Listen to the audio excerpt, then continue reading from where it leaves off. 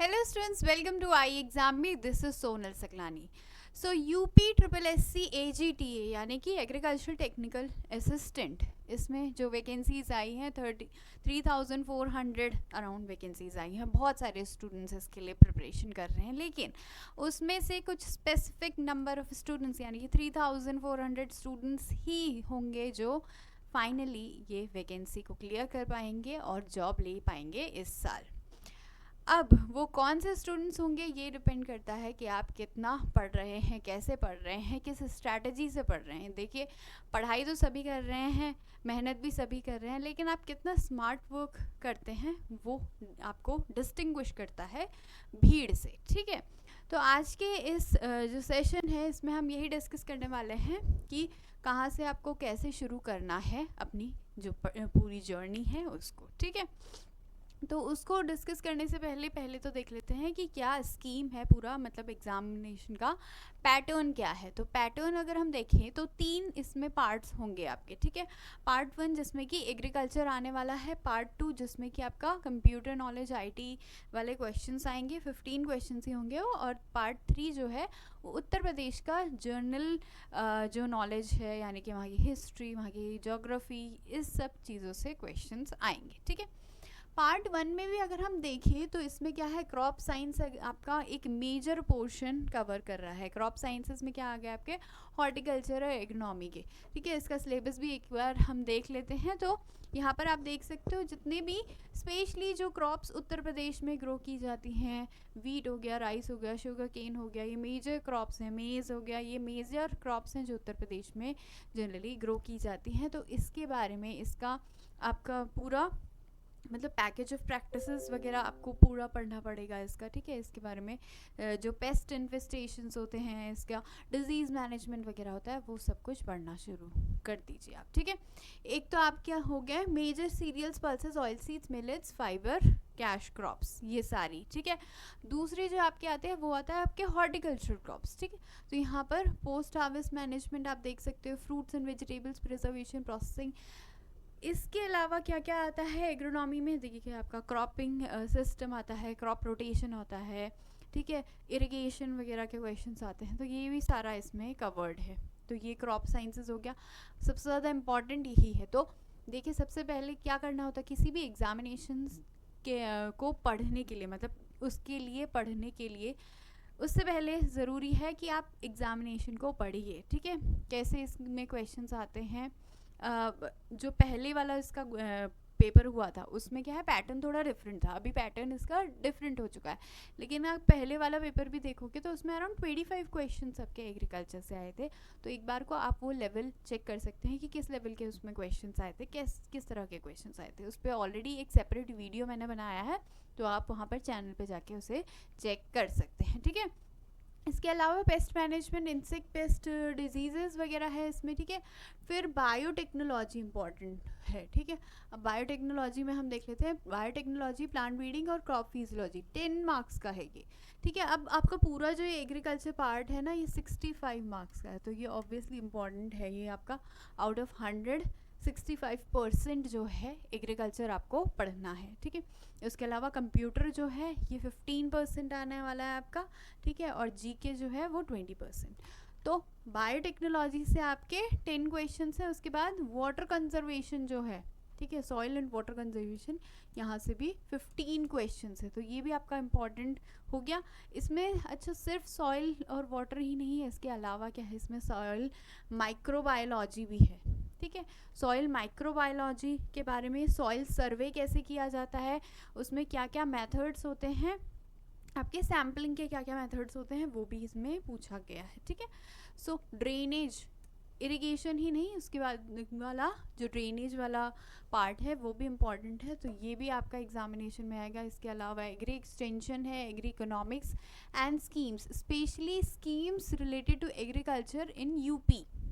ठीक है, उत्तर प्रदेश में अलग अलग तरह की स्कीम्स हैं. आज मैं उसी का डॉक्यूमेंट बना रही थी कि क्या क्या उत्तर प्रदेश में स्कीम्स हैं, तो वो भी आप पढ़ के जाइएगा. ठीक है, हम आपके साथ शेयर भी करेंगे कुछ डॉक्यूमेंट्स जो है.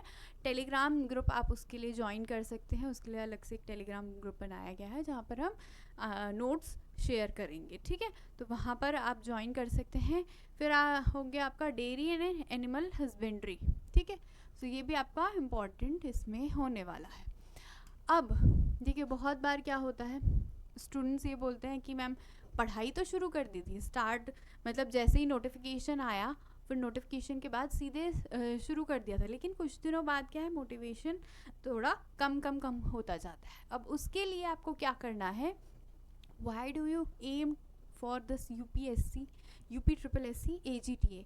सबसे पहले तो आप जहाँ पर भी आप स्टडी करते हैं, जहाँ पर भी आपका टेबल है उसके आगे आप एक कटिंग लगा सकते हैं, ठीक है। एक पेपर पे आप पहले लिखिए कि आपको क्यों ये एम करना है, क्या आपका एम है।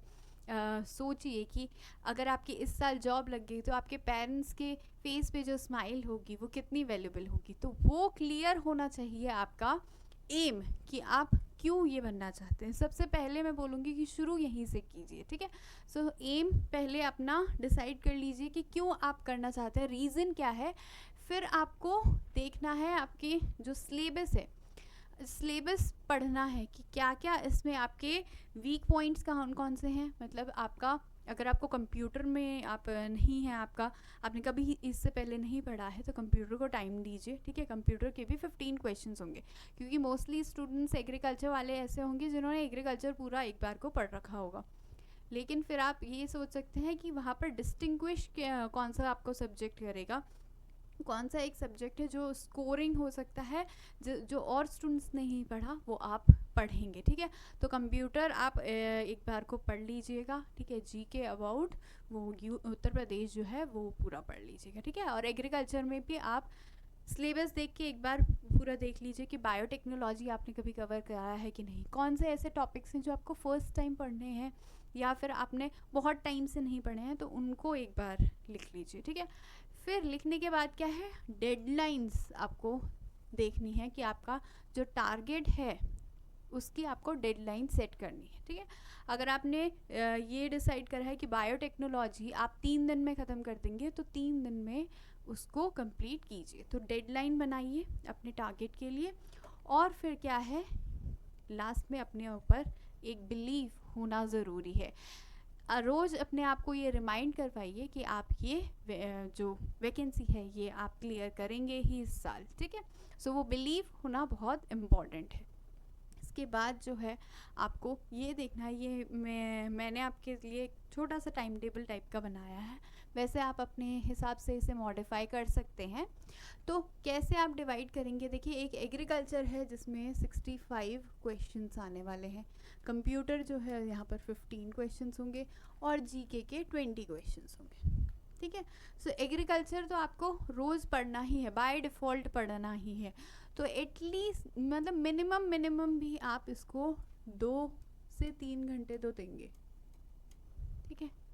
2 to 3 आवर्स एटलीस्ट एग्रीकल्चर को दीजिए। उसके बाद कंप्यूटर और जीके में आप देख सकते हैं कि आपका क्या लेवल है। अगर आपने कभी नहीं पढ़ा है तो आप उसको ज़्यादा टाइम दीजिए। हफ्ते में एटलीस्ट 3 दिन आप कंप्यूटर पढ़ सकते हैं और 3 दिन आप जीके पढ़ सकते हैं। इसको भी आप 1 से 2 घंटा डेली दे सकते हैं, 1 to 2 आवर्स कंप्यूटर को और 1 to 2 आवर्स जीके को। और संडेज जो होंगे उसमें मॉक टेस्ट, ठीक है। सो हमेशा ये याद रखिए कि एक बार पढ़ना तो इजी है, फिर उसके बाद उसको एनालाइज करना भी बहुत ज़्यादा इम्पॉर्टेंट है। क्योंकि पढ़ लिया आपने एक बार को, टेक्स्ट सारा पढ़ लिया, लेकिन जब क्वेश्चन आता है तब आप रिकॉल नहीं कर पाते, तो वो प्रॉब्लम हो सकती है, ठीक है। तो इसीलिए इसके लिए मॉक टेस्ट देना ज़रूरी है। मॉक टेस्ट नहीं तो एटलीस्ट क्वेश्चंस कहीं से कीजिए, ठीक है। तो ये सारा जो है ये आप अपने हिसाब से भी मॉडिफाई कर सकते हैं। हमने जो स्टूडेंट्स हैं उनके लिए अलग से कोर्स तो नहीं है अभी, लेकिन जो भी हमारे साथ स्टूडेंट्स जिन्होंने IBPS AFO के लिए एनरोल कर रखा है उनको फ्री में अवेलेबल करवा रहे हैं UPSC AGTA का कोर्स, ठीक है। तो यही IBPS AFO के अंदर ही टैब में ही आपको UP SSC AGTA का कोर्स भी यहाँ पर मिलेगा। यहाँ पर जितने भी आपके टॉपिक्स हैं ये सारे कवर किए गए हैं। इसके जो भी नोट्स वगैरह हैं वो यहाँ पर अपडेटेड हैं, आप वहाँ जाके इसे चेक कर सकते हैं जो भी एनरोल्ड स्टूडेंट्स हैं उनके लिए, ठीक है। और भी किसी तरह का डाउट क्वेरी हो तो आप नीचे कमेंट सेक्शन में लिख सकते हैं। Thank you for watching.